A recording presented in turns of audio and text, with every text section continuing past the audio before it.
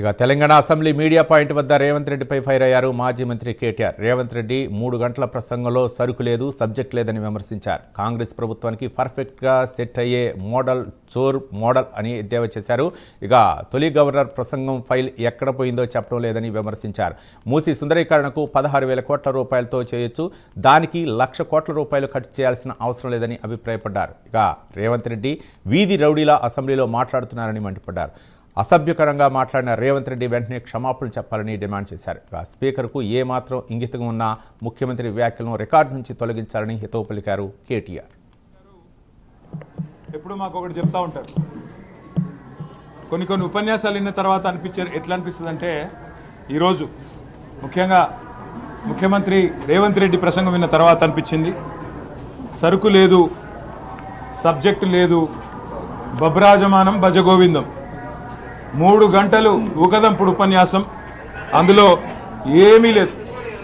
పొరపాటున కూడా గ్యారంటీల ప్రస్తావన రాకుండా, డిక్లరేషన్ల ప్రస్తావన రాకుండా, కేవలం తన సెల్ఫ్ డబ్బా కొట్టుకోవడానికి మాత్రమే వాడుకున్నారు ఈ ప్రసంగాన్ని. తెలంగాణలో సామెతుంది, మింగ మెతుకులేదు కానీ మీసాలకు సంపెంగ నూనె వెనకటికి ఎవరో చెప్పిందంట. అట్లాగే 6 గ్యారంటీలకు మంగళం పాడి ఇవాళ క్యూర్, ప్యూర్, రేర్ అనే కొత్త 3 ముక్కలాట మొదలుపెట్టిండు. Cure, pure, rare. కానీ ఈ ప్రభుత్వానికి పర్ఫెక్ట్గా సెట్ అయ్యే మోడలు క్యూర్ మోడల్ కాదు, ప్యూర్ మోడల్ కాదు, రేర్ మోడల్ కాదు. ఈ ప్రభుత్వానికి పర్ఫెక్ట్గా సెట్ అయ్యే మోడల్ ఏందయ్యా అంటే చోర్ మోడల్, 420 మోడల్, చోర్ మోడల్. ఎందుకంటే ఇన్ని చోర్ మాటలు, ఇన్ని 420 హామీలు ఇచ్చిన ముఖ్యమంత్రి, నాయకుడు బహుశా ఈ దేశ చరిత్రలో ఎవరు కూడా లేరు. మేము అనుకున్నాం 2023 డిసెంబర్ 7న ఏ సంతకం అయితే మొదటి సంతకం పెట్టాము అని చెప్పారో ఆ ఫైల్ ఎక్కడ పోయిందయ్యా, కాకెత్తుకుపోయిందా?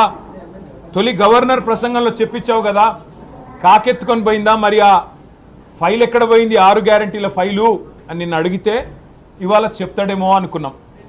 సిట్టేస్తాడో, లేకపోతే అరే ఆ ఫైల్ దొరికింది ఇగో తీసుకొచ్చినా అని చెప్పి శాసనసభ ముంగడ పెడతాడో, లేకపోతే ఆ ఫైల్ ఇన్ని రోజులు అమలు చేయనందుకు ఎవరన్నా అధికారుల్ని బర్తరఫ్ చేస్తాడేమో అనుకున్నాం.